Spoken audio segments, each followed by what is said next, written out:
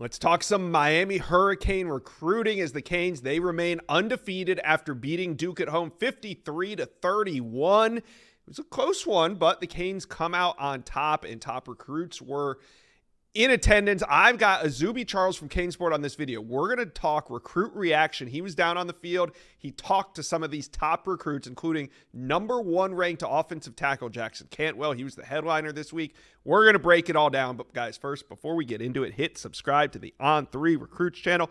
We're here to talk Miami Hurricane recruiting all season long. So jump on board and hit subscribe. All right, let's bring on Azubi Charles. Now, this was a noon kickoff. We've seen some of these night games, some of these late kickoffs. The atmosphere is absolutely electric. But what was it like this weekend with the Canes coming back home to face Duke? Undefeated season so far. What was the atmosphere like? It was another great atmosphere, and it's actually funny because the national anthem was performed by someone playing the electric guitar, so that kind of got people pretty amped up in the Set the stadium. And tone. then, yep, you have Miami's offense, score 50 points for the 4th time this year. Another come from behind victory. So a lot of recruits were happy. Obviously Duke at noon isn't the biggest draw, but a lot of guys got on campus. A lot of guys were really happy leaving Hard Rock Stadium. Now, heading into this, we knew that 5-star offensive tackle in the 2026 class, the number 1 tackle in that class, Jackson Cantwell, was going to be on campus. And that's a big deal because not only is he the number 1 offensive tackle, but he's been making some really big visits. He's been to Georgia. He's been to Ole Miss. He's been to Texas. He's been around. So if the Canes were to get in on the top offensive tackle in that class, they were going to need to get him on campus. And he came in town for a great, explosive game. You spoke to him after the game. What was Cantwell's reaction? Yeah, Cantwell sees an opportunity to come in and play early at Miami, and that's what the coaching staff is kind of preaching to him. When you look at Miami's tackles right now, you have Francis Mauigoa, who's probably going to be a 3-and-done guy, and then Markel Bell, who's the number 1 JUCO tackle in the country. They'll be gone by the time Cantwell, gets to campus, in that 2026 class, and he sees the chance to come in and make an impact like Francis Mauigoa. He also had the chance to talk with, Miami offensive line coach Alex Mirabel, head coach Mario Cristobal, and a ton of those offensive staffers, and he absolutely loves, what he's hearing from those guys. And him and his mother had the chance to check out South Florida. I know it's much different from Nixon, Missouri, where he's from, but he left with a great impression. He understands, when he's down there in South Florida, if he does go to school there, it'll be football in school, so that's not big of an issue for him. But it looks like Miami did a great job, giving him a great first impression of Miami and what that program's all about this weekend. Yeah, one thing that stood out to me was that Cantwell got to meet Coach Mirabel, who coaches the offensive line down there in Miami. And he has a very imposing, very big, strong, huge offensive line unit. But if you know Coach Mirabel, he's not the biggest guy. Jackson Cantwell had a chance to meet him. He loved him. Tell me about that interaction. Yeah, so if you know Coach Mirabel, he coaches the biggest guys on the football field, but himself he's not the biggest guy. I think he's around 5'5" or whatever he may be. But Cantwell kind of made a joke about that, saying, "Hey, he might not be the biggest guy, but he does have a great presence with those big offense linemen." Made a great impression of him. Coach Mirabel, has coached some of the best offense linemen. Obviously, played a big role in Penei Sewell's development in the NFL now with Francis Mauigoa. So he might not be the biggest guy, but he does a great job coaching those big boys in the trenches for sure. Yeah, now he wasn't the only 5-star there. 5-star edge Anthony Jones out of the 2026 cycle was there. And also the number 1 tight end in the class. We talk about him a lot on this channel. We were talking about him on the Wiltfong Whip Around on Thursday. Tight end Kendre Harrison. Now, Miami known as Tight End U. Now, where do they stand? You got to talk to Kendre Harrison coming out of Hard Rock. So where does Miami stand with him right now? Yeah, he says they're in the mix as one of his top schools right now. And, he had the chance to spend, a little bit of time on campus on Sunday as well. And the interesting thing with Kendre Harrison, he's also one of the best basketball players in that 2026 class as well. I believe the top 100 prospects. And he had the chance to speak with Miami's basketball staff, while he was down in Miami as well, too. So wherever school he does go to, he says he's going to play both basketball and football. And Miami's making a push for him very hard in both sports. Coach Mario Cristobal, tight ends coach Cody Waddell is doing a great job of making him feel comfortable and kind of showing their vision for him down in South Florida. So I think Miami continues to climb that list, and I won't be surprised if they're finalists, in his recruitment when it's all said and done.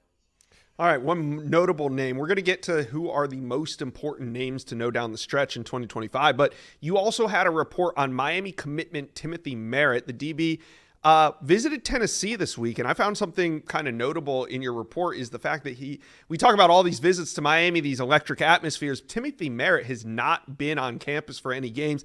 It seemed like it raised a bit of a red flag to you in that report. What's the latest on Timothy Merritt, and where do you think things stand?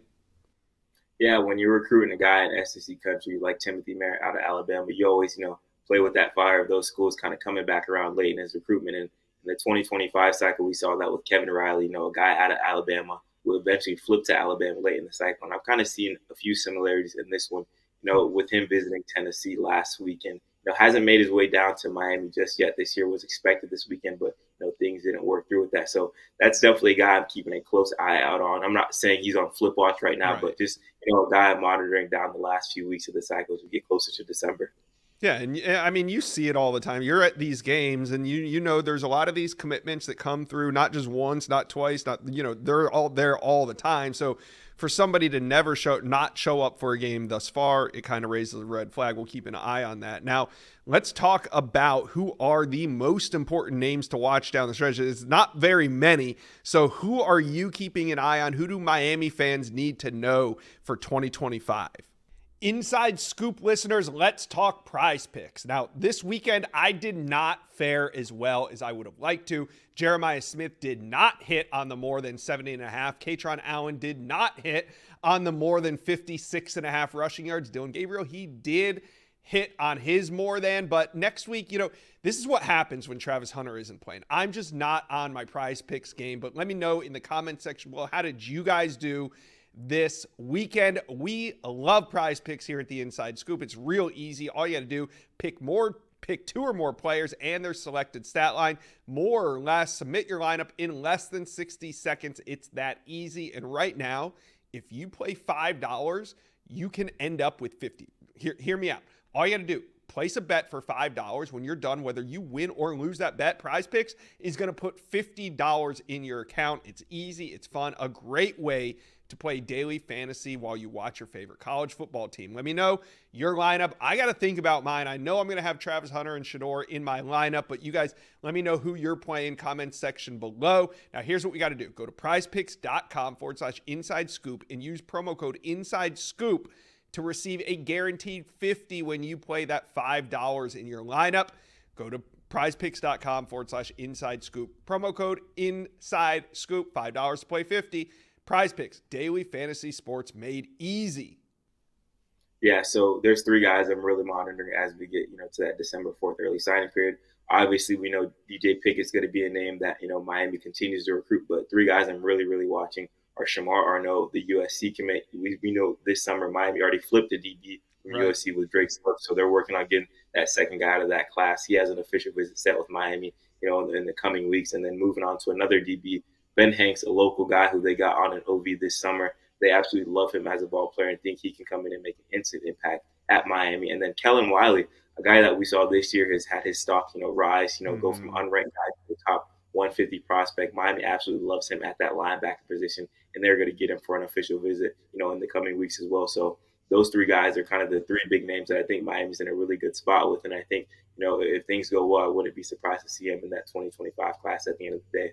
Yeah, that Kellen Wiley story is fun to watch because it feels like just about 6, 8, 9 weeks ago, we were talking about him as this under radar guy that is on campus. And hey, Josh, Miami's going to take him. I know he doesn't have any stars next to his name yet. Well, fast forward to today, top 150 recruit, a lot of teams coming after him. So it's going to get exciting for Miami down the stretch, especially with this undefeated season going on. So Canes fans, talk to Azubi and I. How you feeling after this Duke game and how you feeling about some of these 5 stars on campus? Let us know. Comment section below.